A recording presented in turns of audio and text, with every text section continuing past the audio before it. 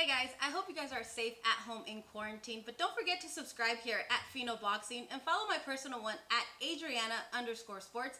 And guess what? We're gonna knock out this coronavirus. Bop, bop, bop. Hey, what's up, everybody? Here with Hector Valdez, Golden Boy's very own, 12-0, 8 knockouts. Hector, you recently signed with Golden Boy Promotions. We're obviously going through a difficult time. How difficult is it for you to basically have no fights right now at this moment? How have you been dealing with this pandemic? Well, it's not easy, because of all the everything that's going on. But we're managing. We're staying busy. We're in the gym.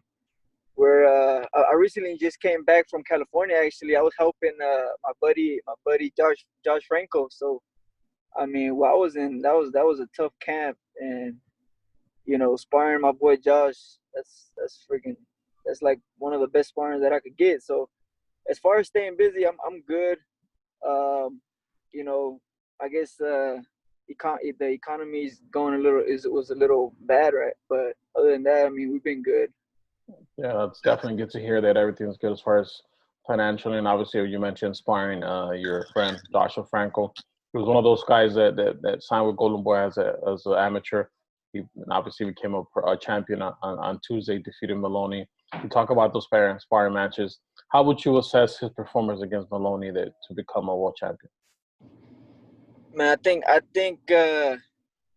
think Franco's just he just has a real high IQ. Like he's real good at knowing when to hit you, when to reserve his energy, and as far as a round boxer, he has it all, and he's a cool guy. He's humble. He's cool to talk to. He's a cool guy. So, I mean, I think he has everything, to be a multiple world champion. Yeah, I mean, like you mentioned, like, he's definitely a good guy and a better boxer. So it definitely was good to see him grow as a fighter and become a world champion. As far as you, last time you were in action, you fought at the Jaime Munguia card back in a few months ago. I think it was January. Have you got in touch with Golden Boy? Obviously, Golden Boy's coming back at some point this month in July, July 24th with Vergil Ortiz. Do you know when you're gonna get a crack at a fight? As far as now, as far as we know, there still hasn't been any date that they've told us. My manager Vergil Ortiz Senior, he's the one they've been talking to Golden Boy, is trying to get me in some cards. But as far as we know right now, we don't have anything set up. Then definitely. Oh, I didn't know that Vergil Senior was your manager. How did that evolve? Obviously, I think I seen you before and some other cards, Best of Boxing. I believe a couple of years ago I saw you on one of those cards.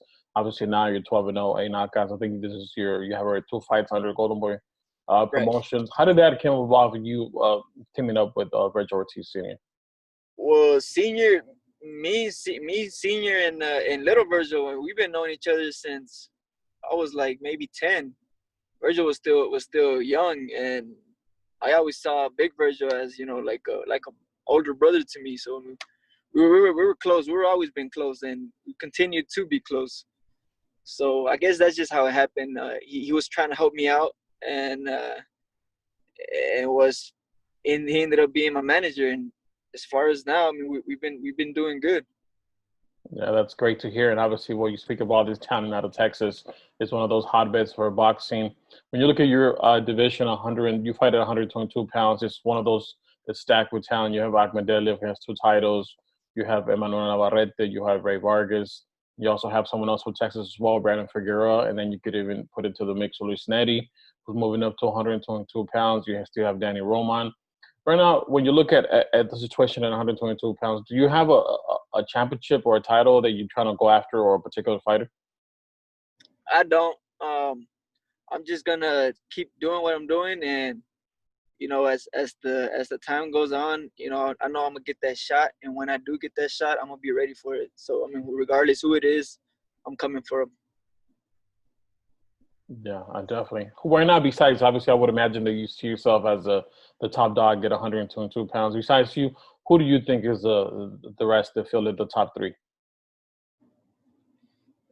as far as like for me, I think the top three in 122, I would want to say it would probably be like Figueroa, um,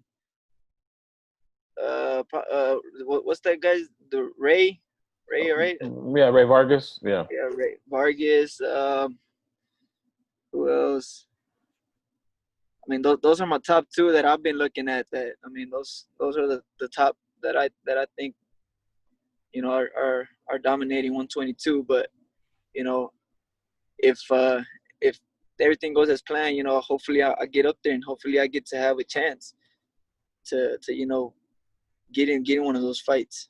Also, Ronny Rios. Ronny Rios is up there too. He's a really good boxer and person overall. Yeah, definitely. He had a great win against Diego de la Hoya recently, and Right. he's one of those guys that's kind of underrated. He did had a crack at Ray Vargas. He wasn't able to come out on top.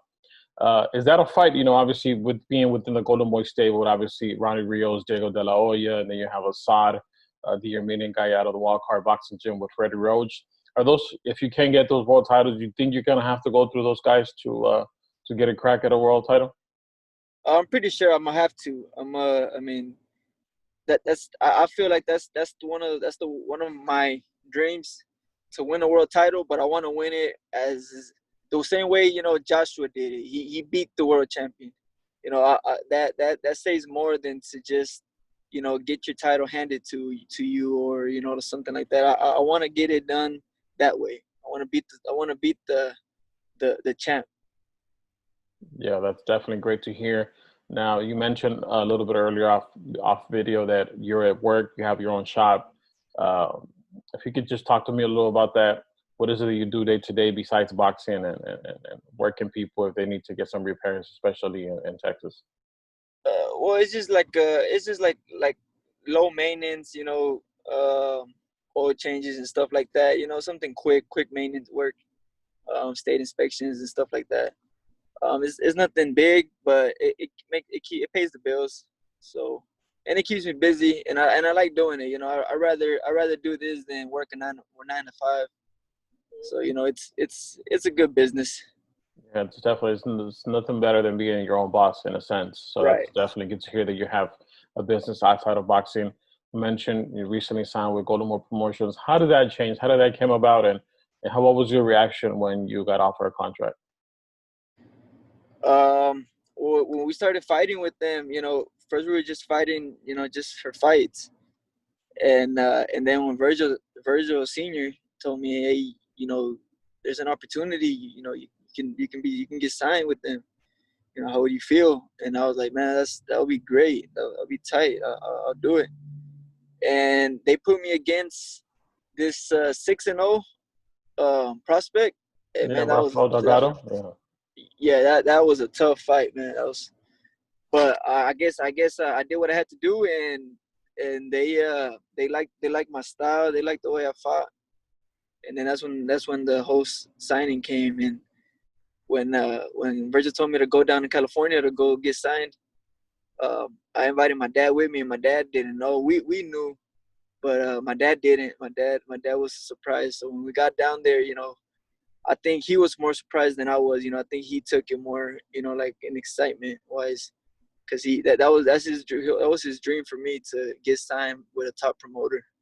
Yeah, definitely. So what was his reaction walking into, I would imagine, he walked into the Golden Boy office and obviously we'll see the trophy case of Oscar, and obviously we'll see the headquarters. How did he live that moment? So I think he it was special to him. Like he's a guy that doesn't really show too much emotions, but I know it was something. He was just like, wow, It was. I'm pretty sure he was surprised. Yeah, that's definitely great to hear.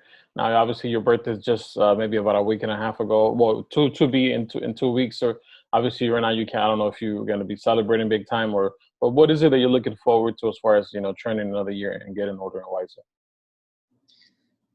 Well, I don't think we're gonna be doing much because like you said. Well, matter of fact, Texas, as far as today, I believe at 12 today, they closed. They're closing down a lot of the stuff in Texas, so there's not much to do. But I feel like at 25, I mean, I've learned a lot. I feel like I settled down a little bit more. And I mean, I guess now it's just time to, do work and see where this takes me, and Yeah, no, how long will I be able to be in this?